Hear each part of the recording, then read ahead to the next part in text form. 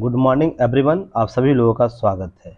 आज 24 जुलाई है तो दैनिक जागरण के राष्ट्रीय संस्करण न्यूज़पेपर में पीटी मेंस और इंटरव्यू और कौन कौन से न्यूज़ को कवर किया जो यूपीएससी और स्टेट पीसीएस दोनों के लिए महत्वपूर्ण है। साथ ही साथ जितने भी पीटी फैक्ट कम्पिटिटिव एग्जाम में पूछे जाते हैं उससे रिलेटेड पीटी फैक्ट क्या है उस पर भी हम लोग चर्चा करेंगे, आगे बढ़ेंगे।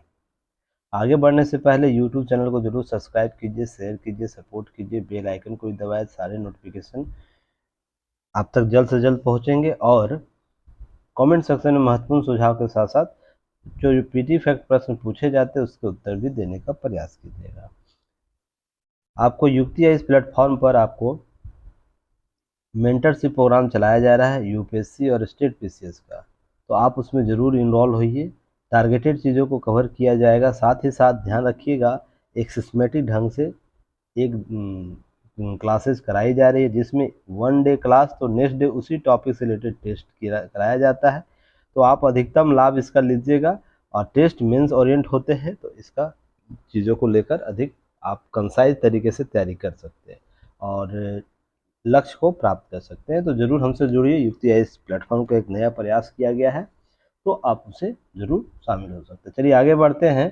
देखिए, मैंने उस दिन ही आप लोगों को लास्ट दिन जब इस पर चर्चा किया था मणिपुर जनजातीय मामले में जो इस महिला के साथ जो जातीय किया गया उसमें कुछ बातों को लेकर मैंने चर्चा की थी। याद है, फेक न्यूज़ के बारे में चर्चा किया था, अफवाहों फेक न्यूज़ के संदर्भ में और सोशल मीडिया प्लेटफॉर्म का डिमेरिट्स बताया था। देखिए, इसी समय आपको चीज़ें उभर कर सामने आ गई।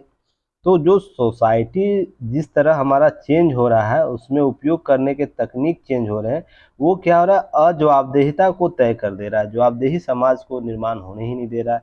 तो केस स्टडी के संदर्भ में देखिए, यह आपको न्यूज़ मणिपुर का जो हिंसा हुआ था, आपको उसमें आपको समझना होगा कि इसमें क्या सोशल मीडिया अकाउंट्स का किस प्रकार से हावी है, साथ ही साथ उस प्रकार के यूट्यूबर्स का क्या योगदान है, साथ ही साथ उस न्यूज़ चैनल जो आपको देखते हैं कि अनऑथेंटिक तरीके से क्या करता है, लोग माइक लेता है और सोर्सेस को बिना जांच पड़ताल किए हुए उसको न्यूज़ एनालिसिस कर देता है, उसे पब्लिश करता है, जिससे भ्रामक तत्व सामने आते हैं, जिसमें देखिए पुलिस प्रशासन द्वारा आग्रह भी किया गया इस मामले में। तो चलिए कुछ चीज़ों को देखते हैं, समझते हैं।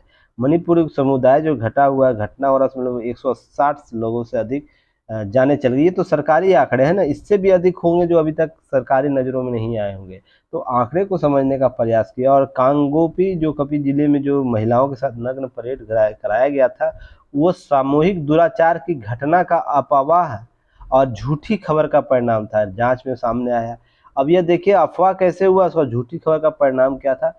तो पॉलीथीन में एक लिपटे शव की तस्वीर इंटरनेट मीडिया पर इस दावे के साथ साझा किया जा रहा था कि चूड़चंदपुर में आदिवासियों के द्वारा इस पीड़ित महिला की हत्या कर दी है। बाद में पता चला कि प्रसारित जो तस्वीर है दिल्ली में हुई एक वारदात की थी। तो यह समझ के देखिए, सोशल मीडिया पर, विभिन्न मीडिया प्लेटफॉर्म पर इस प्रकार के अनगिनत आपको वीडियो मिल जाएंगे, इस प्रकार के रेफरेंस मिल जाएंगे तो अनऑथेंटिक होते, कहीं का कहानी कहीं का होता है। मैंने कुछ दिन पहले ही आप लोगों को मौर्या के बारे में बताया था, जो ज्योति मौर्या का केस हुआ था, उसमें अफवाह फैलाया जाए किसी यूट्यूबर के द्वारा लाइक शेयर के लिए, कुछ अपने ऑडियंस को अपने इंजॉयमेंट के लिए क्या करवा रहा है लोग, अब पैसे की ललक में क्या कर रहे लोग, नैतिकता को खो रहे हैं। इससे संबंधित मैंने आप लोग को एक न्यूज़ बताया था जिसमें ज्योति मौर्या को क्या किया जा रहा है, मार दिया जा रहा है। उसकी पिक्चर में ये लिखा जा रहा है कि ज्योति मौर्या की मौत होगी, उसने आत्महत्या कर लिया। इस प्रकार की घटना, इस प्रकार का कार्य क्या होता है कि अन्य लोगों को क्या करता है, अफवाहों में प्रेरित करता है। इस प्रकार की खबरें अधिक लोग सुनते हैं और इस दौरान क्या होता है कि लोग अपना आपा खो देते हैं। तो घटना क्या होता है, संसार करने वाली घटना आपको देखने को मिल जाता है। और यहाँ पर आपको हमेशा मैं पहले भी चर्चा करता रहा, वाद है, वाद होता है, प्रतिवाद होता है और उसके बाद संवाद का हमारे यहाँ कॉन्सेप्ट है नहीं। देखिए, घटना घटी है कोई, उसके बीच में प्रतिवाद हो रहा है। मान ली इस प्रकार की घटना तस्वीर सोशल मीडिया पर आ गई, लोग इसको क्या कर रहे हैं, अंजाम दे रहे हैं।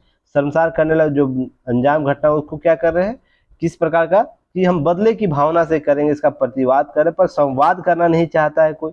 समस्या कितनी भी विकट क्यों नहीं है, संवाद के माध्यम से यह सॉल्व किया जा सकता है। इस चीज़ को समझने का प्रयास अगर लोग करेंगे तो इसका केस स्टडी आपको बेहतर होगा। देखिए, स्थानीय समाचार पत्र क्या करते हैं, द्वारा प्रसारित की जा रही फर्जी और एक तरफा खबरों को कोई नियंत्रण नहीं है।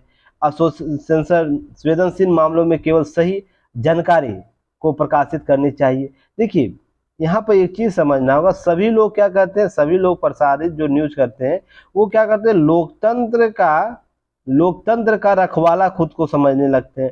पर वो अपने मिर्च मसाले वाले न्यूज में ये देना भूल जाते हैं कि पत्रकारिता के कुछ मानक है, उसको आपको पूरा करना होगा। किसी संवेदनशील मामले जब भी होंगे उसके पूरी परख, आपकी जांच परख होनी चाहिए। इस प्रकार की घटना परिघटना को लेकर आप न्यूज नहीं चला सकते हैं कि जिस प्रकार से अन्य की भावनाएं आहत हो जाए। एक मैं यूट्यूबर्स का वीडियो देख रहा था, बहुत न्यूज एनालिसिस करती है, बहुत से लोग उसको पहचानते हैं। मैं अगर बोलूंगा तो आप भी उसमें कुछ श्रेणी के लोग सुनते होंगे। आपको यूपी की एक महिला पत्रकार है, उनकी आवाज में खनक है। खनक के आधार पर वो दावा करते हैं कि हम लोकतंत्र के रखवाला हैं।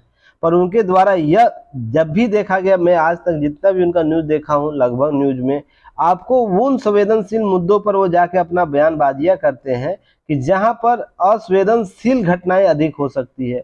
तो क्या पत्रकारिता का अर्थ केवल यही है कि खबरों को सामने ला देना, खबरों को सामने ला देना, उसके प्रति जवाबदेहिता का कोई हो ना? वो आपको हाथरस मामला भी देखने को मिलेगा, जरूर हाथरस मामला से संबंधित प्रश्न उठाइए, पर उसके लिए मानक आपको बनाने होंगे ना।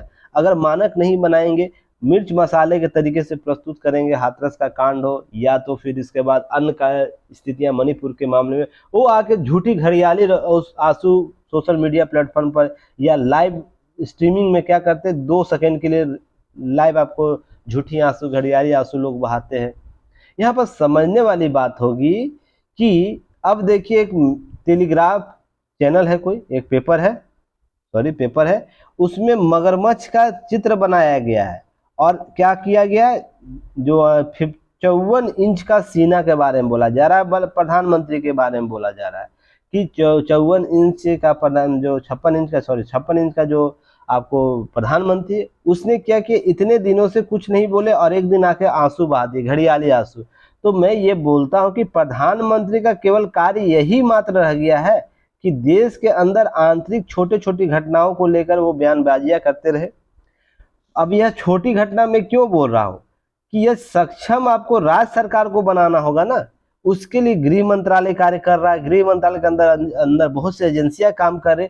माना जा सकता है कि अंतिम जवाबदेह प्रधानमंत्री होता है और राष्ट्रपति होते हैं, माना जा सकता है। पर क्या हर मामले में जब जैसे विपक्षी पार्टियों द्वारा बोला जा रहा है कि अभी तक दौरा नहीं किया गया अरे प्रधानमंत्री के और भी कार्य हैं, और भी कृत्य उनके हैं। पर देखिए, जब सर पानी से ऊपर जाएगा तभी ना प्रधानमंत्री चीजें इस प्रकार के इन्वॉल्व होंगे। अब छोटे छोटे मामलों में आपको ये सब चीजें, और यही क्या होता है, इसी प्रकार के विरोधाभास वाला कॉन्सेप्ट जो है ना, समाज में क्या करता है, और भी बना देता है घातक उसे। इस चीज को समझिएगा। क्या इससे पहले मणिपुर की जो हिंसा हुई है, इससे पहले देश में कहीं हिंसा नहीं हुई थी, पर शासन प्रशासन को जवाबदेह बनाना होगा, वहां का एडमिनिस्ट्रेशन को जवाबदेह बनाना होगा। अब उसके बाद आप लोग बोलिएगा कि नहीं, इसके लिए प्रधानमंत्री को ही टारगेट किया जाए। देखिए, मैं यहाँ किसी पद प्रतिष्ठा की बात, सभी की जवाबदेही, मैंने लास्ट वीडियो में बताया था, यहाँ समाज के कर्तव्य होना चाहिए, व्यक्ति विशेष का कर्तव्य होना, शासन प्रशासन प्रत्येक अधिकारी को होना चाहिए, जो राजनेता जनप्रतिनिधि उनकी जवाबदेहिता होना चाहिए। पर यहाँ झूठी और अफवाह वाला कॉन्सेप्ट है, मैं उसके बारे में बात कर रहा हूँ। अब सोच के देखिए, किसी विपक्षी पार्टी के द्वारा ये बार बार बोला जाना है कि देश का प्रधानमंत्री मणिपुर जल रहा है और विदेश का दौरा कर रहा है। इस प्रकार की बयानबाजियां क्या दर्शाती है कि जो क्षेत्र है वहां पर अराजकता की स्थिति को और भी बढ़ावा देगा।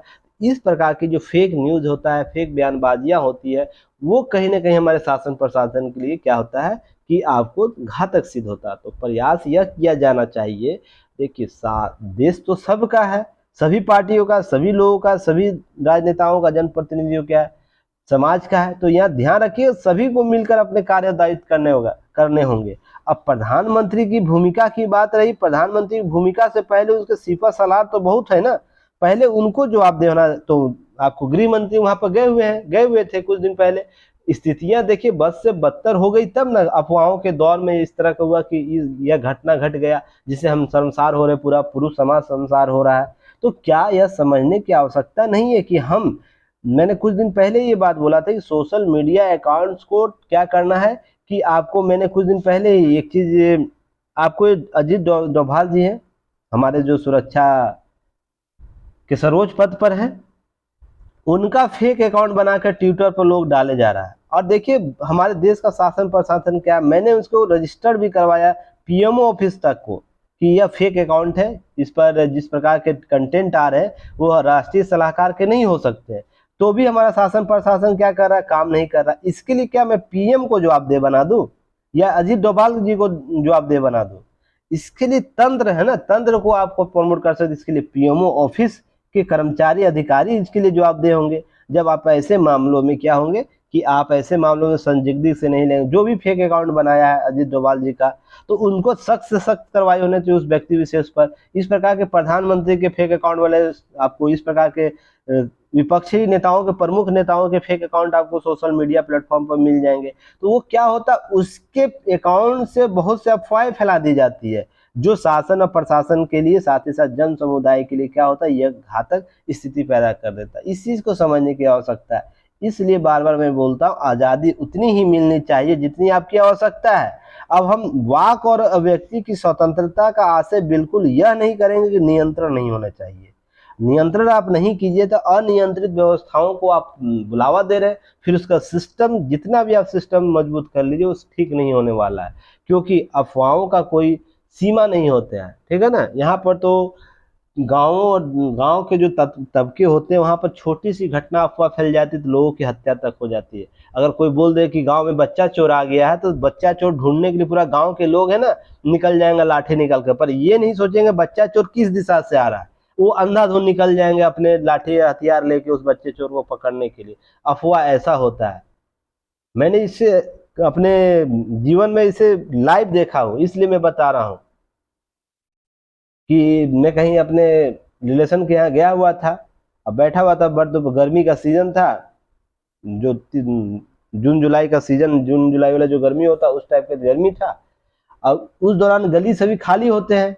अब गांव, मान लीजिए बहुत से गांव में आने के रास्ते हैं ना, गांव में बहुत से आने के रास्ते होते हैं। अब कोई बुजुर्ग आके यह बोल दिया बच्चा चोर आया, भागो भागो। अब सारा गांव का आदमी निकल के लाठी लेके निकल गया उस बच्चा चोर को ढूंढने के लिए। अब बच्चा चोर है कहाँ किसी को नहीं पता है। अब बच्चा चोर क्या कहते हैं, किस गली से आया किसी को नहीं पता, किस दिशा में है वो किसी को नहीं पता। अब इसी दौरान मान लीजिए कोई अन्य गांव के लोग अब आ जाए यहाँ पर क्या कहते हैं इस गांव में उसी दौरान, और वो अनजान रहे, अब वो बच्चा भी अनजान रहे, तो क्या वो व्यक्ति जो पब्लिक है इस प्रकार के डिसीजन ले सकती है, उस बच्चे को नहीं, उस व्यक्ति विशेष को नहीं मारेगी? इसकी घटना में आपको बताता हूँ केस स्टडी के तौर पर। आप यूट्यूब पर सर्च कीजिएगा, ठीक है ना। वहां पर एक पुरुष और महिला पति पत्नी किसी दबाव में, पारिवारिक दबाव में घर छोड़कर जाते हैं, पैसे की तंगी होती है, कमाने के लिए कहीं से कहीं जाते हैं। तो टैक्सी ड्राइवर उसको क्या करता है, सपोर्ट जाने के लिए बोलता है, तो किसी गंतव्य तक पहुंचाने की बोलता है कि मैं पहुंचा दूंगा।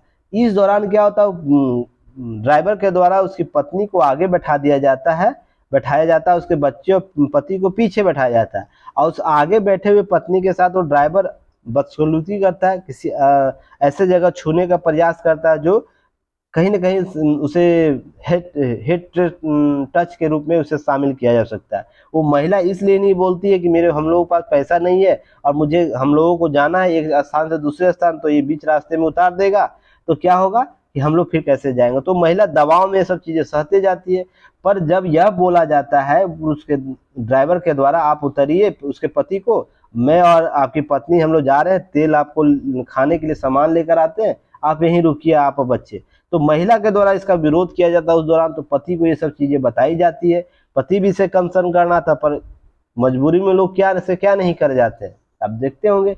तो भाड़े देने के मामले में इस ड्राइवर के द्वारा क्या किया गया, दोनों दंपति पर आरोप लगा दिया गया कि बच्चा चोर है, और वहां पर जो पब्लिक थी उसको अंधाधुन उस पब्लिक के द्वारा मारा गया, उन दोनों को, उस पति पत्नी को, और उसको उठा बैठक कराया गया है। लाइव आपको जाके यूट्यूब पर देखिएगा अफवाह का क्या असर होता है।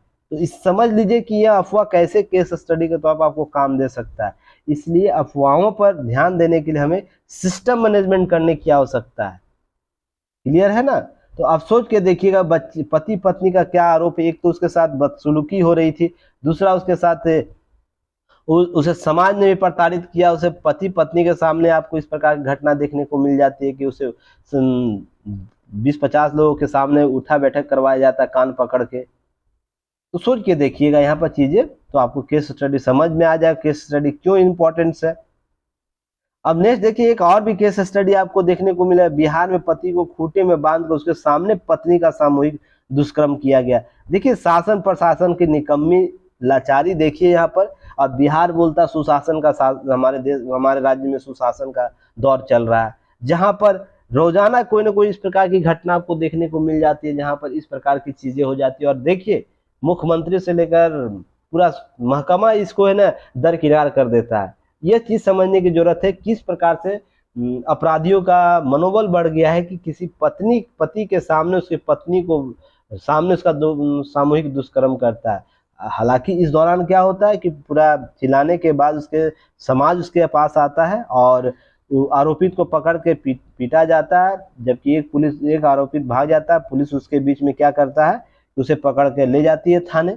अब संबंधित क्रिया क्या है, बात यह नहीं है कि क्या समाज यहाँ पर पकड़ के ले जा रहा है, पुलिस इसको बाद में पकड़ रही। यहाँ पर हो रहा है कि दुष्कर्म के मामले में इस प्रकार का साहस दिखाया जा रहा है। तो क्या जो कार्य प्रगति आपको दिखा था इस दौरान पूरे देश में जब निर्भया कांड हुआ था, उसके बाद जो दिखा था, जो कानून बनाए गए हैं, तो क्या शासन प्रशासन में ऐसे तत्व को रोकने वाला कोई तंत्र हमारे पास विकसित है? यह समझने वाली बात यहाँ पर केस स्टडी में आपको यह भी समझना होगा कि आने वाले समय में या वर्तमान समय में हम कैसे शासन व्यवस्था को कायम किए जहां पर अपराधियों को इस प्रकार कृत करने में तनिक भी भय नहीं है, कि उसे शासन प्रशासन का डर ही तक नहीं है कि कुछ लोग आएंगे किसी के पति को बांध देंगे, उसके सामने उसके पत्नी की हत्या कर। सोच ले मार्मिक स्थिति, इसका आकलन कीजिएगा उस पति के लिए, उस पत्नी के लिए क्या होगा स्थिति वो। और इस निकम्मी जो सिस्टम है उसमें इस प्रकार के अपराधियों को संरक्षण तक मिल जाता है। हमारे समाज में अपराधियों का राजनीतिकरण किया जाता है, राजनीति का अपराधीकरण किया जाता है, और आप तक जवाबदेही तय नहीं के। कोई ऐसा जनप्रतिनिधि आपको नहीं मिलेगा जो स्वच्छ छवि की है। तो जब स्वच्छ छवि का हमारा प्रतिनिधि ही नहीं होगा तो हम समाज में ऐसे लोगों का कामना कैसे करेंगे कि इस प्रकार के आरोप प्रत्यारोप से बचाए जा सकते हैं। तो जब भी आपका केस स्टडी आए तो इस प्रकार के केस स्टडी को ना समझने का प्रयास कीजिएगा, उससे मैसेज क्या मिल रहा है तो इसे समझने का प्रयास कीजिए। इस पीटी फैक्ट के तौर पर इसे आप लोग देखिएगा कि वायुसेना जो राफेल खरीद की गई है भारत के द्वारा फ्रांस से, उसमें अपने अस्त्र जो स्वदेशी अस्त्र है उसे शामिल करने का प्रयास किया जा रहा है। उसे ऑर्डर किया गया, जो फ्रेंच कंपनी दासो जो इनोवेशन है उसके द्वारा जो राफेल बनाएगा उसके द्वारा बोला गया कि भारत के मेक इंडिया जो हथियार है अस्त्र मिसाइल उसे उस बेड़े में शामिल करिए, जिससे जो राफेल युद्धक विमानों का इस्तेमाल भारत समेत कई देश करते, जैसे फ्रांस, मिस्र, कतर आदि करते, जबकि ग्रीस, क्रोएशिया, यूएई, इंडोनेशिया आदि राफेल युद्धक विमानों का ऑर्डर दिए हैं। इसमें ध्यान रखिएगा भारत का कौन सा स्मार्ट एंटी एयर वेपन जो हवा से हवा में मार करने में अस्त्र मिसाइल का लगाने में सक्षम है, इसको किया जाएगा। तो आप इसको एक बार पीटी फैक्ट के तौर पर इसके आंकड़े एक बार संग्रह कर लीजिएगा। लोकतंत्र में संवाद, चर्चा और विमर्श और बहस जरूरी है। हमारे उपराष्ट्रपति के द्वारा ये बातें की गई है। और मैं शुरुआती दौर से आप लोग को बोलता वाद प्रतिवाद और संवाद ही बेहतर विकल्प हमें दे सकता है। संवाद किसी समस्या के निदान के लिए। बार बार बातें मैं ये क्यों बोलता हूँ इसको समझिएगा। उपराष्ट्रपति के द्वारा भी संवाद, चर्चा, विमर्श और बहस को महत्ता दिया गया है। जब भी लोकतांत्रिक व्यवस्थाओं में अशांति के बारे में बात की जाएगी, हम चर्चा परिचर्चा के माध्यम से ही इसे सॉल्व कर सकते हैं, व्यवधान डालकर नहीं कर सकते। आप देखते होंगे हर मुद्दे पर लेकर विपक्ष की पार्टियां क्या करती है, बाधित करती है संसद के कार्यवाही को, तो यह कहीं ना कहीं अलोकतांत्रिक व्यवस्था को लेता है। अगर मुद्दे हैं तो उस पर बहस कीजिए। अब बहस करने के लिए क्या करना होगा, हमें और सिस्टम के साथ हमको संवाद के कॉन्सेप्ट को बढ़ाना होगा। कहीं ना कहीं इन सब चीज़ों को समझने का प्रयास कीजिएगा। यह बातें पहले भी होती रही है। राष्ट्र निर्माण में मानव संसाधन सशक्तिकरण का मुख्य घटक है, तो इसको लेकर भी चर्चा किया गया। और जामिया मिलिया इस्लामिया के शताब्दी वर्ष दीक्षांत समारोह में उपराष्ट्रपति के द्वारा क्या किया गया था, आपको शामिल हुआ गया था, तो उनके द्वारा क्या इस दौरान बातें की गई है। तो आपको पीटी फैक्ट के तौर पर भी पूछ सकता है कौन सा दीक्षांत समारोह था। आगे बात करेंगे, समान नागरिक संहिता भ्रम फैलाने वाले सावधान रहे पासमानदा मुसलमान। तो यहाँ पर जो अल्पसंख्यक राष्ट्रीय अल्पसंख्यक आयोग के अध्यक्ष जो इकबाल सिंह लालपुरा जी हैं, उनके द्वारा बोला गया है कि विचार यह है, नया नहीं है, जो आचार संहिता तो को लेकर है, यह हमारे संविधान के साथ आया है। और पसमानदा मुसलमानों को ऐसे लोगों को सावधान रहने की नसीहत दी जो समान नागरिक संहिता को लेकर भ्रम पैदा कर रहे हैं। देखिए, समान नागरिक संहिता पर पहले भी मैं चर्चा किया हूँ। समान अधिकारों के लिए नागरिक संहिता होना बहुत जरूरी है। यह हम धार्मिक आधारों पर केवल भारतीय संदर्भ को नहीं समझ सकते, तो इसे समझने की आवश्यकता होगी कि पहले व्यक्ति विशेष होना चाहिए ना, व्यक्ति विशेष। हम उन दौर में नहीं गुजर रहे हैं जहां पर धार्मिक चीजों से हर मुद्दे को देखने की जरूरत है। अगर रक्त को भी धार्मिक मुद्दों से देखने का शुरू कर दिया जाए तो कोई भी व्यक्ति विशेष यहाँ पर जिंदा नहीं रहेगा, है ना।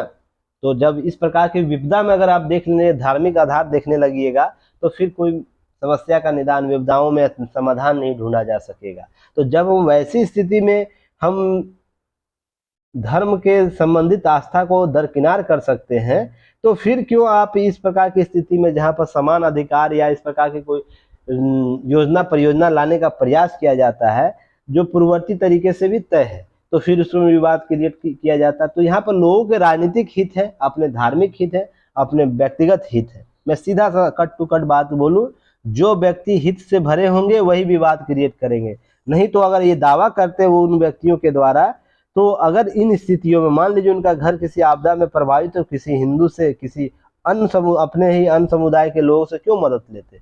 जब रक्त की आवश्यकता होती है, ब्लड डोनेट की आवश्यकता होती है, या किसी प्रकार के और भी डोनेशन की आवश्यकता होती है, तो क्यों आते हैं लेने। धार्मिक आधार पर अंतर करते हैं, क्या दिक्कत था। और अगर इसी प्रकार का कोई चीज है, इशूज है, तो यहाँ पर देखिए अवसरों के आधार पर गिरवी की तरह रंग बदलने की जो प्रवृत्ति होती है ना, वही मानव सभ्यता के लिए द्योतक होता है। अगर आप स्टैंड रहना चाहते हैं, चलिए आप कोई इशू नहीं है, आप धार्मिक आधार पर अगर कट्टर रूप से प्रस्तुत होना चाहते हैं तो हर जगह कट्टर स्थिति उत्पन्न कीजिए ना।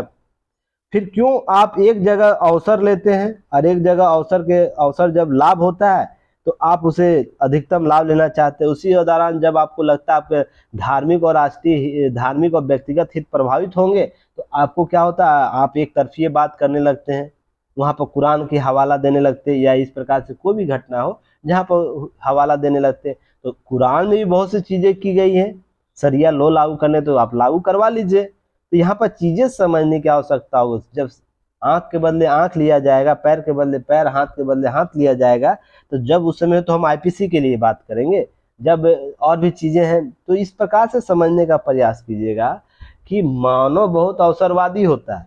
अवसरवादी प्रवृत्ति में धर्म और जो आस्था का प्रतीक है ना, वो नहीं होता है। सच्चा मुस्लिम, सच्चा हिंदू, ठीक है ना, वो अवसरों के साथ बदलता नहीं है, ठीक है ना। इस चीज को समझने का प्रयास कीजिए, सारी कहानी आपको समझ में आ जाएगी। स्वयं आप आकलन कर पाइएगा कि अवसर से व्यक्ति विशेष क्या लाभ लेता है, और जो दिल के सच्चे होते हैं, दिल के अच्छे होते हैं, वो क्या लाभ ले पाते हैं। इन चीजों से समझ पाइएगा कि समान नागरिक संहिता का वास्तविक जरूरत क्या है। पहले महिला के अधिकार पर सोचिए कि महिला के अधिकार पर क्या आपको अधिकार प्राप्त होने चाहिए महिला के तौर पर। अगर मुस्लिम महिला को अगर लग रहा है कि समान नागरिक संहिता से आपका अहित होगा, तो पहले महिला के रूप में महिला अधिकारों को समझने का प्रयास कीजिए, तब आप धार्मिक आधार पर जाइएगा, ठीक है ना। अगर मान लीजिए आपके साथ किसी प्रकार डिस्क्रिमिनेशन हो रहा है, तो आपको उस समाज में सॉल्व करवाना है ना, क्या धार्मिक आधार पर सॉल्व हो जाएगा। सोच के देखिएगा, इतना क्रूल आपको सिस्टम है समाज का, जहां पर आपके साथ विपत्तियां होती है तो 10 लोग हंसते हैं। क्लियर एक कट मैं बात बोलता हूँ, और ये आप महसूस करते हो अपने आसपास के समाज सोसाइटी के साथ। तो यहाँ पर समझने की आवश्यकता होगी कि आप समान नागरिक संहिता से इसके अधिकतम लाभ क्या प्राप्त कर सकते हैं। क्या एक समान नागरिक संहिता के आधार पर समान व्यवहार आप इच्छा व्यक्त कर पाइएगा आने वाले समय में? तो यह इंपॉर्टेंट है। आपके अधिकार और पुरुषों के अधिकार समान होने चाहिए। धार्मिक आधार पर लोगों के अधिकार समान होने चाहिए। ऐसा नहीं कि धार्मिक आधार पर आचरण बदल दिया जाएगा, ये तो बिल्कुल भी नहीं है। हाँ, धार्मिक आधार पर अगर आप क्या कर रहे हैं, अव्यवहारिक नीति अपना रहे, तो आपको प्रश्नगत किया जाएगा, आपको सजा का प्रावधान के तहत आपको जो भी सजा होगा वो दिया जाएगा। इस चीज को समझने की जरूरत है। और पसमानदा मुसलमान भी कुछ क्या कर रहे हैं, 4 शादी। देखिए पसमानदा मुसलमान अब 15% मुसलमानों की 4 शादियों की जिद को पूरा करने के सड़क पर नहीं उतरेगा। उनके द्वारा जो पसमानदा राष्ट्रीय मुस्लिम पसमानदा महाजन समाज का राष्ट्रीय अध्यक्ष जो आतिफ रशीद है, उनके द्वारा बोला गया। ये मैंने कुछ महीने पहले ये बात बोला था ना, याद होगा आप लोगों को, कि मान लीजिए जो धार्मिक आधार पर मुसलमानों का जो कंसर्न है कि हम पूरे विश्व को इस्लाम के रूप में लाएंगे। मैंने एक स्टेज बताया था, मान लीजिए पूरा विश्व इस्लाम स्वीकार कर लिया, तो उसके बाद क्या होगा, खुद आपके आदमी आपको मारना शुरू कर देंगे, क्योंकि यह धर्म में वैसे कट्टरवादी विचारधारा शामिल कर लिया जा रहा है कुछ लोगों के द्वारा, जो एक्सट्रीम लेवल पर पहुंच चुका है। जो इस्लाम के मौलिक तत्व को समझते हैं ना, वो समाज के साथ समान रूप से अपना जीवन यापन व्यक्त कर रहे हैं। उसी में सोच के देखिए, 4 शादियों का जिद, अब 4 शादियों का जिद रख लेना किस तरह से वर्तमान समय में मानवाधिकारों का क्या करता है, उल्लंघन करता है। आप स्वयं आकलन कर सकते हैं। मैं केस स्टडी के तौर पर भी मैं आपको कई एग्जाम्पल दे सकता हूं, पर मैं नहीं बोलूंगा, क्योंकि एक स्टूडेंट मेरे इसके साथ कंसर्न है, इनका मामला, नहीं तो उनको बुरा लग जाएगा। ऐसे मामले स्वयं देखिए कि क्या होता है कि एक पुरुष, सोच देखिएगा आप एक महिला है, और सोच के देखिएगा आपके पारिवारिक जीवन में आपका किसी के साथ शादी हुआ, पति पत्नी के तौर पर रह रहे हैं, और आप ही के नजर में कोई व्यक्ति 3 अन्य शादियां कर लेगा, तो आपके साथ क्या स्थिति उत्पन्न होगी। महिला अधिकार के संदर्भ में समझने का प्रयास, भले आप धार्मिक आधार पर उसे क्या कहते हैं, अनुमति दे देते हैं, पर आप महिला के अधिकारों के संदर्भ में एक बार आकलन करके देखिएगा, आपका और आपके बच्चे का क्या अधिकार होगा, आपके बच्चे और अन्य लोगों का क्या अस्तित्व स्टेटस रहेगा, इसे समझने की जरूरत है। और यही जिद को कंट्रोल करने की आवश्यकता है। आप शादी कीजिए, कोई दिक्कत नहीं है, शादी एक क्षमता के आधार पर होनी चाहिए ना। हम बेहतर समाज कैसे बना सकते हैं, बेहतर समाज क्या कर सकते हैं, हम बेहतर समाज के लिए जवाबदेह लोगों के साथ कार्य करके कर सकते हैं, जिसमें आपको एक पत्नीत्व वाला कॉन्सेप्ट बहुत बेहतर है। आप जीवन यापन करने के लिए एक पत्नी वर्तमान में बहुत जरूरी है कि 4 पत्नियां हैं। और 4 पत्नियों का रखने का अर्थ क्या होता है, पहले ये समझाएं लोग, ये भी समझने की आवश्यकता होगी। इन सब चीजों को लेकर हम इसको कंसर्न कर सकते हैं, इसको समझने का प्रयास कर सकते हैं। नेक्स्ट बात करेंगे आगे, पीटी फैक्ट के तौर पर इसे क्या करना है, यूट्यूब पर जाके एक बार इस वीडियो को एक बार देख लेना है, ITOPO कॉम्प्लेक्स को, जहां पर G20 शिखर सम्मेलन मंत्रियों का होना है, प्रधानमंत्रियों का, राष्ट्राध्यक्षों का, उनका एक बार वीडियो 26 जुलाई को होगा इसका उद्घाटन। उससे पहले वीडियो यूट्यूब पर आपको दिख जाएंगे, PIA जो सरकारी एजेंसियों के द्वारा रिलीज किया गया है वीडियो, आप जाके एक बार देखिएगा कन्वेंशन कैसे शंघाई और हेनोवर के टक्कर दे रहा है। तो भारत में अवसंरचना निर्माण के लिए किस हद तक कार्य हो रहा है, इसे भी आप समझ सकते हैं, देख सकते हैं। तो पीटी फैक्ट के तौर पर इसे देखिएगा। चलिए नीचे आ जाएंगे हम लोग, तब तक आप लोग क्या कर सकते हैं, आप यूट्यूब को सब्सक्राइब कीजिए, शेयर कीजिए, सपोर्ट कीजिए, और साथ ही साथ क्या करना है कि आपको BPSC के टेस्ट सीरीज भी आपको चलाए जा रहे हैं।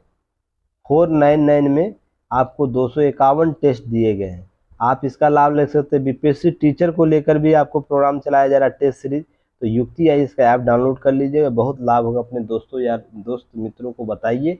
अब यहाँ पर 499 में 781 टेस्ट दिए गए हैं बिहार टीचर को लेकर। अब इससे सस्ता तो दुनिया में कुछ हो नहीं सकता है आपके स्टडी मटेरियल के तौर पर। तो आप युक्ति IAS का ना लाभ लीजिए, ठीक है ना। कंटेंट आके जाके देखिए टेस्ट सीरीज का, तो आपको समझ में आएगा कि आपको लेना चाहिए नहीं लेना चाहिए। बहुत से फ्री टेस्ट है, आप उसे लगा सकते हैं, देख सकते हैं, उसके बाद आप परचेज कीजिए। तो अधिकतम लाभ लेने के लिए थोड़ा सा युक्ति IAS का ऐप डाउनलोड करना होगा। ऐप गूगल प्ले स्टोर से और एप्पल स्टोर दोनों जगह से आप डाउनलोड कर सकते हैं। कोई समस्या और टेक्निकल टीम को कॉल कर सकते हैं, ठीक है ना। मेंटरशिप प्रोग्राम चलाया जा रहा है, उसमें आप भाग ले सकते हैं। आंसर राइटिंग प्रोग्राम चलाया जा रहा है, मेंस आंसर राइटिंग का, तो वो भी आप भाग ले सकते हैं। दैनिक जागरण न्यूज़पेपर एनालिसिस से संबंधित आपको आंसर राइटिंग प्रोग्राम चलाया जाता है, उसमें भी आप भाग ले सकते हैं।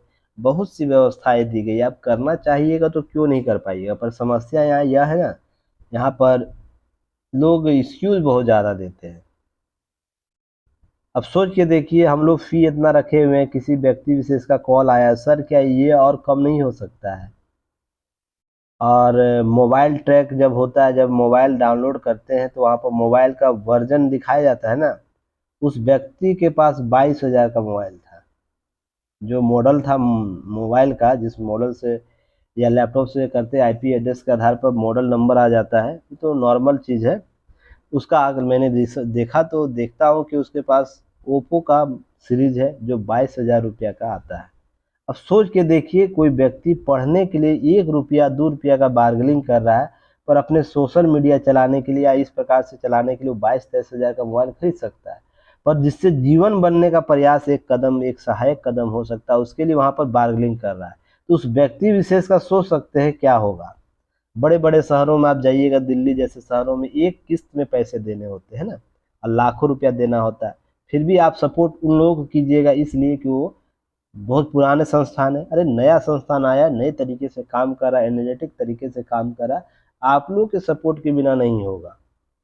और आप लोग सपोर्ट जब तक नहीं कीजिएगा तब तक हम लोग अच्छे तरीके से इंक्रीज भी नहीं कर पाएंगे। तो जो भी चीज़ें दी जा रही है वेल ट्रेंड लोगों के द्वारा बनाई गई है, जो इंटरव्यू तक गए हुए हैं उनके द्वारा बनाया गया कंटेंट है। तो ध्यान रखिएगा, आप उसको लाभ लीजिए उसका। अब 499 781 टेस्ट मेरा यूपीएससी का टेस्ट सीरीज जाके देखिए, 1499 लगभग 7,000 टेस्ट सीरीज अवेलेबल कराया गया है। अब कोई संस्थान अगर करा दे, बड़े बड़े संस्थानों का नाम, जिस भी संस्थान का आप नाम ले लीजिए, अगर 1499 में ऑनलाइन आपको 7,7200 टेस्ट सीरीज अवेलेबल करा दे तो मैं भी मान जाऊँ। पर आप लोग इसको सीरियस नहीं लीजिएगा, क्योंकि विश्वास ही नहीं है ना। सबसे पहले विश्वास कायम करना होगा खुद को सामने वाले पर, कि आपके लिए कुछ एक्स्ट्रा कर रहा है वो, तभी हम चीज़ों को प्राप्त कर सकेंगे। मैं चाहता तो इसका कंटेंट निकाल कर आपको छोटे छोटे सेगमेंट में चला सकता, फिर भी मैं आपको 40 मिनट 45 मिनट का वीडियो एनालिसिस करता हूँ। रीजन उसके पीछे है कि आपका सर्वांगीण विकास और लगातार विश्वास मानिए। जो 365 दिन दैनिक जागरण न्यूज़पेपर एनालिसिस का एनालिसिस देख लिया, पीडीएफ केवल रिवाइज कर लिया 5 से 6 बार, उसका कोई जीएस का पेपर नहीं रुकेगा, अच्छे अंक प्राप्त होंगे। पर लोग करते ही नहीं है, 2 दिन 3 दिन करेंगे और उसके बाद थक जाते हैं, पर उनके सामने एक्सक्यूज बहुत रहेगा। चलिए कोई बात नहीं है, आपकी समस्या है, अब आप सॉल्व करना चाहिए तो अच्छी बात है। चलिए, यूपीएससी जीएस पेपर 2 और 3 में आएगा सरकारी नीतियां मानव संसाधन, गरीबी सूचकांक, बहुआयामी सूचकांक हाल ही में जारी किए गए हैं नीति आयोग के द्वारा। और नीति आयोग के द्वारा देखिए आपको कुछ बातें की गई हैं। पिछले 5 साल में 13.5 करोड़ लोग गरीबी दुस्तर के बाहर निकला है। यूएनडीपी का भी हालिया रिपोर्ट आया था, जिसमें 15 साल में भारत की गरीबी 41.5 करोड़ लोग गरीबी से बाहर आए। तो आंकड़े बहुत है, तो भारत लगातार प्रयास जो किए हैं इधर कुछ वर्षों में, उसके परिणाम दिखने को मिल रहे हैं। हालांकि अभी भी 14 करोड़ के आसपास क्या है, आपको गरीबी सूचकांक के श्रेणी में आते हैं। 23 करोड़ लोग अभी भी है, 23 करोड़ लोग अभी भी गरीबी की संख्या में 2019-21 के दौर से। तो कुल आबादी का 16.4% अभी भी गरीबी। तो इसके लिए भी कार्य प्रगति करने की आवश्यकता है। तो भारत पूरा सक्षम क्षमता के आधार पर इसका समाधान ढूंढेगा। तो क्या करना है, करना यह है कि देखिए इस पर डाटा बहुत दिया गया, डाटा है ना, कलेक्ट करके की नोट्स बना लेना है। एक सूची बनाइएगा बहुआयामी सूचकांक से संबंधित, उसमें यह पार्ट बाय पार्ट जितनी बातें की गई हैं उसको आज आराम से समय लेकर क्या करना है, आपको नोट डाउन कर लेना है। ये आने वाले एग्जाम के लिए बहुत आपको काम देगा। ठीक है, आंकड़े नीचे भी दिए गए। गरीबी में हर आयाम में चोट किया, अर्थात गरीबी हम के संबंध में कुछ आंकड़े दिए गए, जिसमें स्वास्थ्य संबंधी क्या सुधार हुआ, इसमें पोषण और बाल मृत्यु में शामिल दर को शामिल, किसी भी परिवार की उम्र के हिसाब से कम वजन वाला, शारीरिक रूप से कम विकसित बच्चा को कम बीएमआई वाला यक्स हो तो उस परिवार को गरीब माना जाता है। तो उच्च परिवार के उचित पोषण में वंचित थे, लगभग 5 से 6 के दशक में जो था वित्तीय वर्ष में 43.3%। और परिवार इस पैमाने पर 11.8% रह गया गरीब है, जो इस पैमाने पर जो स्वास्थ्य क्षेत्र में, तो क्या है, आंकड़े सुधरे हैं। इन आंकड़ों को क्या करना है, परिवार के संदर्भ में, शिक्षा के संदर्भ में, एक सेकेंड, जीवन स्तर के संबंध, सभी आंकड़े दिए गए। जो आंकड़े लिखे उसी को पढ़ने का कोई फायदा नहीं है, बस आपको क्या करना है, इसको की नोट्स बना लेना है, ठीक है ना, अच्छे से डायग्राम से के साथ बनाइएगा ताकि उसे एग्जाम कॉपी में लिखा जा सके, मेंस आंसर राइटिंग प्रोग्राम में लिखा जा सके। और ध्यान रखिएगा, आज का जो आंसर राइटिंग का क्वेश्चन है 2 बजे के आसपास मैं जरूर आपको शेयर कर दूंगा, ठीक है ना। रात को मैं लेट आया था तो जिसके वजह से चीज़ें अपग्रेड नहीं हो पाई है, तो अभी मैं कर दूंगा। अच्छे पड़ोसी की भूमिका निभाता है भारत, इससे संबंधित क्या करना आप लोगों को, मैं एक की नोट्स आपको अवेलेबल करा दूंगा इसका, कि भारत के पड़ोसी नीतियों में क्या स्थिति होनी चाहिए। पर फिलहाल जो इसमें न्यूज़ कंटेंट है उसको हम लोग एक बार देख लेते हैं। तो विदेश मंत्री एस जयशंकर का यह कहना कि यथार्थ ही है कि भारत के लिए अच्छे पड़ोसी की भूमिका विदेश नीति किसी अवयव से नहीं बढ़कर एक ऐसा सिद्धांत है जो विश्व के भारत के छवि एवं कद को परिभाषित करने में सहायक, अर्थात पड़ोसी देशों के साथ हम केवल बायलैटरल संबंध के रूप में ही नहीं जुड़े, यह हमारी आवश्यकता के संदर्भ में भी है, आपकी आवश्यकता के संदर्भ में भी है कि साझा हित दोनों को वैश्विक छवि के रूप में प्रस्तुत कर सकता है। इसके लिए बातें की गई है। ध्यान रखिएगा, दोनों देश के संबंध अर्थात भारत और श्रीलंका की बात हो रही है, राजनीतिक और आर्थिक परिधि से सांस्कृतिक, आध्यात्मिक और ऐतिहासिक कड़ियों से जुड़े हुए। रामायण के काल से हमारा श्रीलंका के साथ संबंध रहा है, बाद में चीजें आधुनिक काल में भी संबंध हमारे रहे हैं, तो कहीं ना कहीं हम पुरानी ऐतिहासिक सांस्कृतिक साझा को करते हैं, साझा करते हैं एक दूसरे के साथ, तो यह हमें और भी घनिष्ठ बनाता है। राम सेतु इसका प्रत्यक्ष प्रमाण है। राम सेतु उस काल के आख्यान दोनों देशों के सामूहिक चेतना के समाये हुए जो आज तक कहीं ना कहीं उसके साक्ष्य हमें प्राप्त होते हैं। इसके साथ ही साथ ध्यान रखिएगा, भारत कैसे कनेक्टिविटी बढ़ा सकता है, जुड़ाव बढ़ा सकता है, उसके लिए साझा दृष्टिकोण अपनाने की बात की गई है। श्रीलंका के ऋण पुनर्गठन के लिए जो जापान और पेरिस क्लब बनाया गया उसमें भारत भी एक सदस्य है, तो भारत उसका हिस्सा, जिसमें भारत ने 1.9 अरब डॉलर बकाया कर्ज के साथ श्रीलंका के लिए प्रमुख ऋणदाता बनकर उभरा है। तो 1.9 अरब का डॉलर का क्या हुआ, कर्ज आपको बकाया कर्ज के तौर पर भारत उसको सहयोग कर रहा है, जिसमें ऋणदाता के तौर पर उभरा है। और ऋण है दीर्घकालिक ऋण के तौर पर किया गया, जो श्रीलंका के जो आपातकालीन स्थितियां हुई थी उसको पुनर्गठन किया जा सके, तो इसके लिए क्लब जो बनाया भारत उसमें प्रमुखता के साथ है।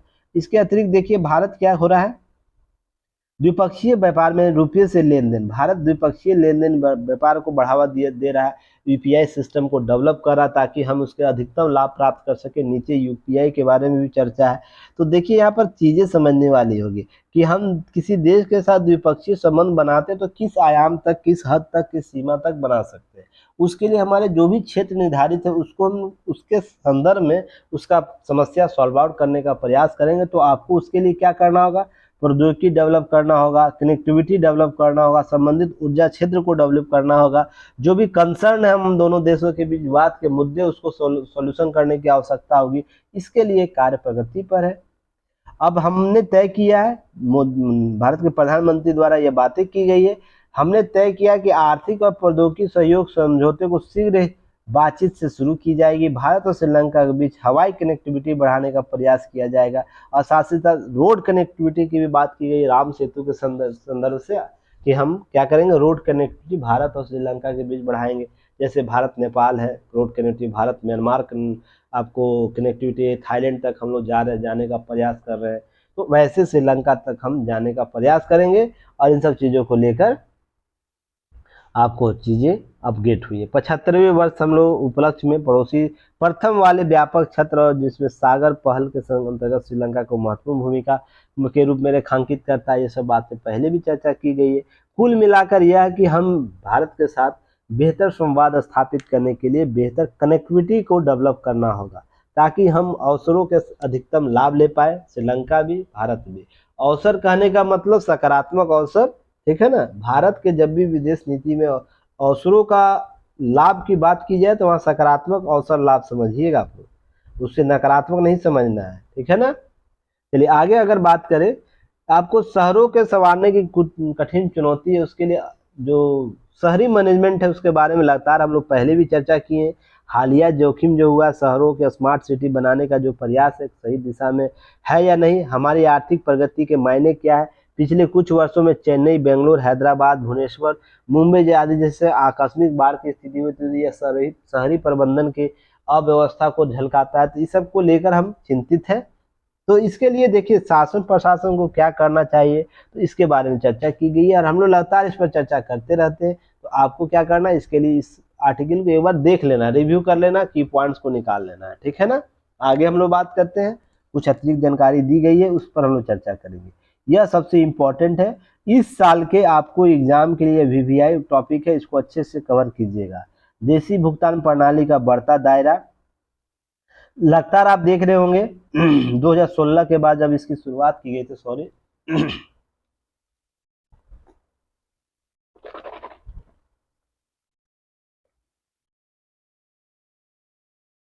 जब 2016 के बाद यूपीआई सिस्टम भारत में शुरू किया गया था, तो उस समय यह दौर लगाया जा रहा था, यह आकलन किया जा रहा था विपक्षी पार्टियों के द्वारा कि यह देश में जब इंटरनेट व्यवस्था है ही नहीं लोगों तक, इस व्यवस्था को कैसे लाया जा सकता, जहाँ पर ऑनलाइन ट्रांजेक्शन की बात की जा रही है, लोग पढ़े लिखे नहीं, शिक्षित नहीं है टेक्निकली तरीके से, तो उसे कैसे उपयोग करेंगे। तो आज उसका मुंह तोड़ जवाब आपको पिछले कुछ वर्षों से मिल रहा है, जहां आंकड़े देखने को मिल रहा है, जहां पर ध्यान रखिएगा लेन देन के मामले में देखिए कि ऑनलाइन यानी डिजिटल भुगतान के चलन पूरी दुनिया में बढ़ा है, लेकिन दुनिया में सबसे ज्यादा भारत में बढ़ा। वर्ष 2022 में कुल 149.5 लाख करोड़ रुपए को ऑनलाइन देन हुए। ऑनलाइन के लेन देन में ओपन ट्रांजेक्शन भी होता है, स्विफ्ट ट्रांजेक्शन भी होता है, साथ ही साथ आपको यूपीआई के माध्यम से जो हम ऑनलाइन बार कोड स्कैन करके करते हैं वो भी शामिल होता है। तो ऑनलाइन तरीके अनेक है, उसमें टोटल जितना है वो 149.5 लाख करोड़ रुपया का क्या हुआ, ऑनलाइन हुआ, जिसमें से केवल यूपीआई के माध्यम से 126 लाख करोड़ रुपया का लेन देन हुआ। तो जिन लोगों के द्वारा यह लगाया जाता था आरोप प्रत्यारोप कि यूपीआई आने के बाद यह देश के सिस्टम को डैमेज कर देगा, लोग शिक्षित नहीं है या कंसर्न नहीं हो, ये जो निर्णय लिया जाएगा वो क्या हो जाएगा, इको फ्रेंडली नहीं बन पाएगा, जिसके आधार पर यह कोलैप्स कर जाएगा। पर वर्तमान में आंकड़े आपको बताते हैं कि यह योजना कितना सफल रहा, और स्वयं के स्तर पर यह महसूस कर सकते हैं इसके आने के बाद ऑनलाइन ट्रांजेक्शन या पैसे लेन देन कितनी आसान हो गई है ना। नहीं तो पहले बैंक के चक्कर काटने होते थे, बहुत से तरीके अपनाने होते थे, जो कहीं ना कहीं हमें हमारे संसाधनों का दुरुपयोग होता था।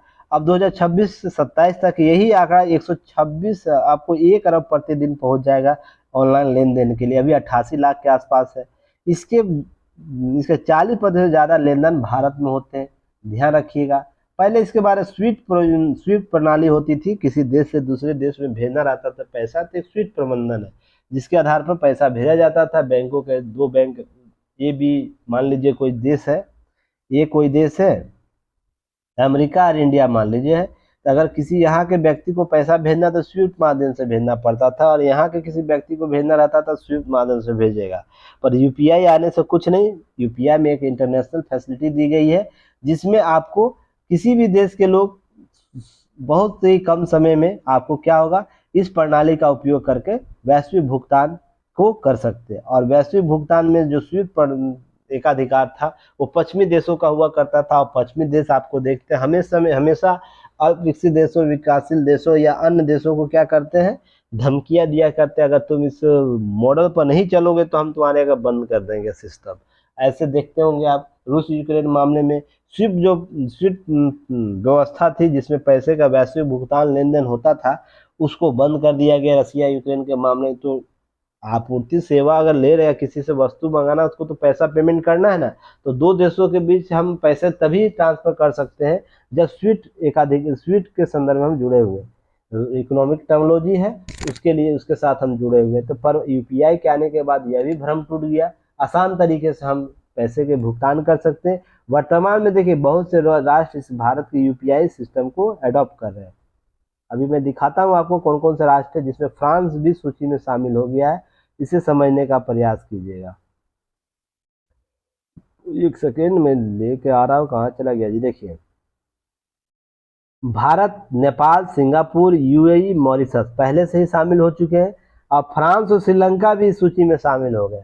तो अब भारत निरंतर अब इस प्रयास को लेकर आगे बढ़ रहा है कि भारत का जो यूपीआई प्रणाली है सभी विदेशी विनिमय के तौर पर यूज करें। जो पहले हम लोग मास्टर कार्ड, वीजा कार्ड का कॉन्सेप्ट लेकर चलते थे, स्वीट प्रबंधन, स्वीट व्यवस्था लेकर चलते, तो वो कहीं ना कहीं समाप्त हो या कम हो, ताकि हम बेहतर रूप से, और भारत का जो यूपीआई सिस्टम है उस पर सभी लोग भरोसा भी करें। इसलिए भारत नैतिकता के दौर पर चलता है ना, और तो इसलिए वो ब्लैक बाजियां नहीं करेगा, या आपको क्या नहीं करेगा, अवसरों के आधार पर फायदा लेने नहीं चाहेगा। जैसे मान लीजिए इस प्रकार के युद्ध हो रहे, रूस यूक्रेन का मामले जैसे युद्ध में, तो सीट व्यवस्था को कुछ तत्काल समय के लिए रोक दिया, वैसी व्यवस्था तो इंडिया नहीं करेगा।